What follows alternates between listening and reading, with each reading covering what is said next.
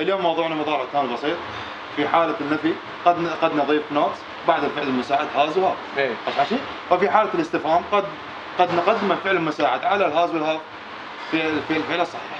يعني هنا بالنفي نحط نوت. اي نعم صحيح. اوكي. هسه تفتهم في المضارع التام وين جاي؟ بس ما افتهمت المصارع الجاي منين؟ على خليك وياه على صدق كذب. ايش نقرا. مو عين باوع.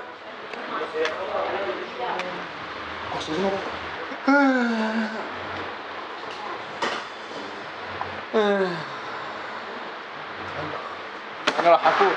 ما تفوت الحمام؟ لا افوت بزودي.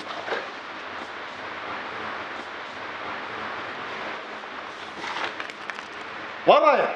ايوه هذول يحبون السيارات. تعال علاوي. يمكن نتعرف؟ لا. ليش؟ انت تقول لي تعال خليني اتعرف، بعدين تقول لي انطيني الرقم، بعدين تقول لي خليني اتعرف عليك، بعدين تقول لي حبيبتي ما هسه انت كلتيني وشربتيني.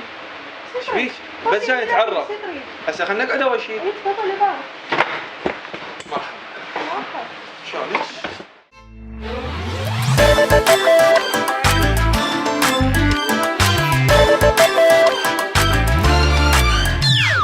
الدنيا حلوة والقلب يهوى، يلا نغني للحب غنوة.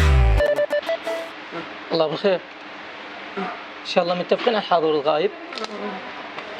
بس دقيقة ابني، دقيقة انت غير شايف. استوني جاي اقرا من الامتحانات ما غايب والله. انت غير شايفه؟ شايف.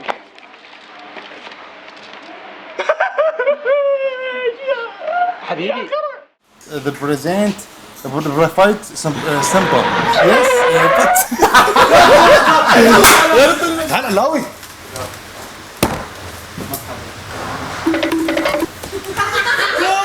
ابدا. جم جم.